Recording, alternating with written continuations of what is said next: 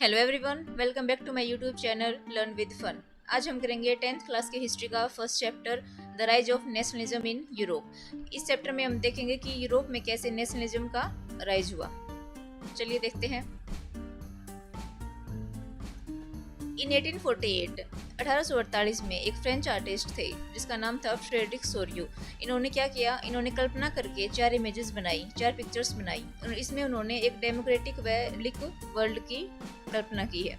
Frederick Sorio के द्वारा बनाई हुई एक इमेज देखते हैं। ये जो इमेज है ये फ्रेडरिक सोरियो ने बनाई थी।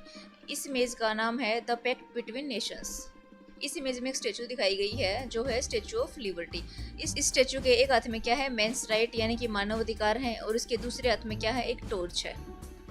और इस स्टेचू के सामने मोनार्की सिस्टम का कूड़ा पड़ा हुआ है। राजा महाराजाओं के मुकुट, राजशाही वस्तुएं, राजशाही पोशाकें पड़ी हुई हैं। इसमें फ्रेडरिक सोरियो क्या बताना चाहता है, ये जो लोग लाइन में लगकर आगे जा रहे हैं ये क्या कर रहे हैं, ये मोनार्की सिस्टम को छोड़कर अपनी आज़ादी की तरफ जा रहे हैं। यानी कि इन्होंने जो मोनार्की सिस्टम है, जो राजा महाराजाओं का शासन था, उसको छोड़कर अपनी आज़ादी की तरफ बढ़ रहे हैं। इन सबको देखकर इनके गॉड ईसा मसीह और जीसस इनको आशीर्वाद दे रहे हैं। इस चैप्टर में हम पढ़ेंगे कि फ्रेडरिक सोरियो ने कैसी कैसी कल्पनाएं की हैं और देखेंगे कि यूरोप में नेशनलिज्म कैसे आया। चलिए हमारा नेक्स्ट टॉपिक देखते हैं, the French revolution and the idea of nation. अब देखो, जो फ्रेंच रिवॉल्यूशन थी वो कब आई थी, 1789 में। अब देखते हैं कि फ्रेंच रिवॉल्यूशन से पहले क्या था। बिफोर फ्रेंच रिवॉल्यूशन यानी कि बिफोर 1789। ये क्या, ये जो फ्रांस का मैप है, पहले क्या होता था, राजा महाराजाओं का शासन था यानी कि मोनार्की सिस्टम था।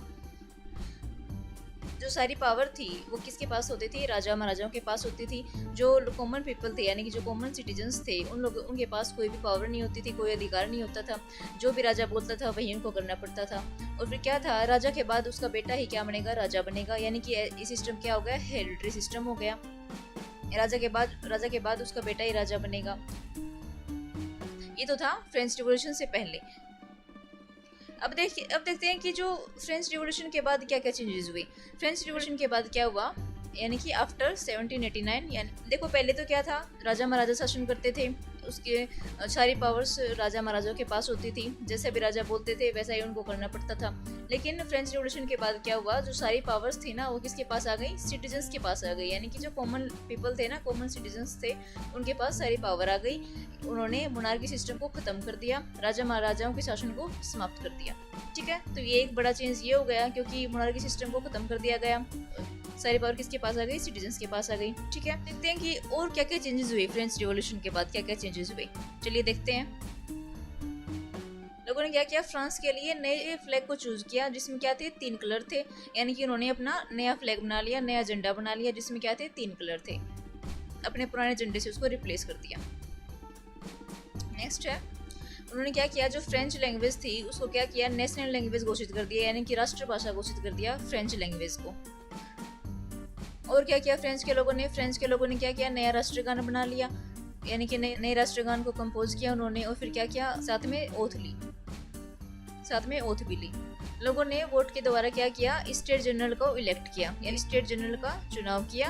और फिर उसका नाम बदलकर क्या कर दिया गया, नेशनल असेंबली कर दिया उसका नाम, यानी कि राष्ट्रसभा कर दिया। पहले क्या था, फ्रांस के लोग जब क्या करते थे, व्यापार करते थे, ये अपने सामान को एक जगह से दूसरी जगह ले जाने पर उन्हें क्या देना पड़ता था, टैक्स देना पड़ता था।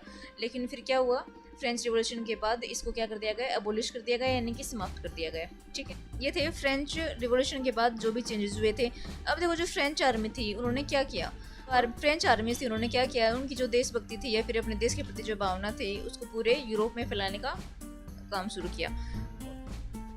उन्होंने कहा कि अगर हम डेमोक्रेसी ले सकते हैं, यानी कि हम मोनार्की सिस्टम को खत्म कर सकते हैं और डेमोक्रेसी ला सकते हैं, यानी कि डेमोक्रेसी का मतलब होता है लोगों का राज, यानी कि जनता का राज।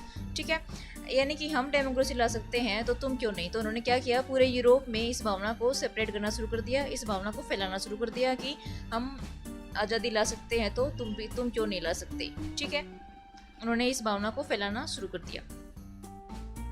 फ्रांस के सिटीजन्स बहुत खुश थे अपने डेमोक्रेसी को लाकर, यानी कि मोनार्की सिस्टम को खत्म करके। लेकिन अब एक ऐसे व्यक्ति की एंट्री होती है जो उनकी डेमोक्रेसी को चकनाचूर करके सारा कंट्रोल अपने हाथ में ले लेता है। उसका क्या नाम है, उसका नाम है नेपोलियन बोनापार्ट, यानी कि अब नेपोलियन बोनापार्ट की एंट्री होती है। फिर उसने क्या किया, वो एक सिविल कोड लेकर आता है, सिविल कोड 1804 यानी कि 1804 का सिविल कोड लेकर आता है। इस ये जो कोड था ना, इसको क्या बोला गया, नेपोलियन कोड भी कहा जाता है इसको, ठीक है। अब देखो इसने जो फ्रांस के लोग थे ना, उनको खुश करने के लिए क्या क्या किया, अब ये देखते हैं। इसने क्या किया, इक्वलिटी बिफोर लॉ को इस्टेब्लिश कर दिया, यानी कि इसने कहा कि कानून के आगे सभी लोग समान हैं, कोई भी सुपीरियर नहीं है और कोई भी कमज़ोर नहीं है, यानी कि कानून सबको एक नज़र से देखता है, साथ भेदभाव नहीं करता, ठीक है। तो इसने क्या किया, कानून के आगे सब लोग समान हैं, इससे लोग बहुत खुश हुए। नेपोलियन ने क्या किया, राइट ऑफ प्रॉपर्टी दिया, यानी कि जिस व्यक्ति के पास पैसा है तो क्या कर सकता है, अपनी प्रॉपर्टी खरीद सकता है, यानी कि अपनी ज़मीन खरीद सकता है, अपनी लैंड खरीद सकता है। ये लैंड उसी के नाम होगी, इसको छीना नहीं जाएगा उससे, ठीक है। इसे क्या हो गया, नेपोलियन ने राइट ऑफ प्रॉपर्टी दिया, तो इससे लोग बहुत ज़्यादा खुश हुए और नेपोलियन को पसंद भी करने लगे। अब देखो आगे देखते हैं कि नेपोलियन ने क्या क्या चेंजेस किए। क्या किया, अबोलिश्ड फ्यूडल सिस्टम, यानी कि पहले क्या होता था, जो बड़े बड़े लैंडलॉर्ड्स होते थे, बड़े बड़े जमींदार होते थे, वो क्या करते थे, किसानों से क्या करते थे, टैक्स लेते थे। किसान का जो भी प्रॉफिट होता था वो कौन लेते थे, लैंडलॉर्ड्स लेते थे। लोग ऐसे ही काम में पिसते रहते थे। नेपोलियन ने इस सिस्टम को अबोलिश कर दिया, यानी कि इस सिस्टम को खत्म कर दिया, ठीक है। नेक्स्ट है, इसने क्या किया, फ्रांस में ट्रांसपोर्ट और जो कम्युनिकेशन सिस्टम था फ्रांस का, उसमें क्या किया, सुधार किए। इससे फ्रांस में ज़्यादा क्या होगी, डेवलपमेंट होगी। कॉमन करेंसी इन यूरोप, यानी कि इन्होंने क्या कर दिया, पहले क्या था, फ्रांस में बहुत सारी करेंसी यूज होती थी, यानी कि अलग अलग तरह की करेंसी यूज की जाती थी। इसने क्या किया, एक कॉमन करेंसी बना दी कि बस आज के बाद फ्रांस में बस यही करेंसी यूज होगी, ठीक है। नेक्स्ट था, जो भी बड़े बड़े मर्चेंट्स होते थे, यानी कि जो ट्रेडर्स होते थे, वो क्या करते थे, पहले क्या होता था, उन पर ट्रेड करने के लिए बहुत सारी रिस्ट्रिक्शंस होती थी, बहुत सारे प्रतिबंध होते थे, लेकिन इसने क्या किया, उस सारे प्रतिबंधों को हटा दिया। अब ये जो मर्चेंट्स थे या फिर जो ट्रेडर्स थे, वो क्या कर सकते थे, आसानी से मार्केट में ट्रेड कर सकते थे। ये क्या थे, नेपोलियन ने जो भी चेंजेस किए थे, इससे फ्रांस के लोग बहुत खुश हुए और नेपोलियन को पसंद करने लगे, ठीक है। इसके बाद अगर नेपोलियन और उसकी आर्मी किसी भी दूसरे देश में जाती थी या फिर कहीं भी जाती थी, तो उनका बहुत अच्छा स्वागत होता था। इससे नेपोलियन बहुत खुश हुआ, क्योंकि लोग ऐसा मानने लगे थे कि एक नेपोलियन ही है जो हमें मोनार्की सिस्टम से छुटकारा दिला सकता है। पर लेकिन सोचने की बात तो ये है कि ऐसा क्या हुआ कि लोग इसे नफरत करने लगे। चलिए देखते हैं। Drawbacks of Napoleon code. Napoleon ने क्या किया, टैक्स को इंक्रीज कर दिया। देखो अभी हमने देखा था कि क्या किया था इसने जो फ्यूडल सिस्टम था, यानी कि जो लैंडलॉर्ड्स प्रॉफिट लेते थे किसान से, उसको क्या कर दिया, अबोलिश कर दिया था, बंद कर दिया था। लेकिन फिर इसने क्या किया, टैक्स को इंक्रीज कर दिया, तो इससे लोग उसे नफरत करने लगे। और क्या इसने क्या किया, लोगों को पॉलिटिकल फ्रीडम नहीं थी, यानी कि राइट टू वोट, यानी कि वोट का अधिकार, फ्रीडम ऑफ स्पीच यानी बोलने का अधिकार, लोग कोई भी स्ट्राइक नहीं कर सकते थे, कोई भी अपना ओपिनियन एक्सप्रेस नहीं कर सकता था। उसने क्या किया, लोगों की आज़ादी छीन ली, उनको पॉलिटिकल फ्रीडम नहीं थी, ठीक है। नेक्स्ट है सेंसरशिप, यानी कि उसने क्या किया, रोक लगा दी, प्रतिबंध लगा दिए लोगों पर।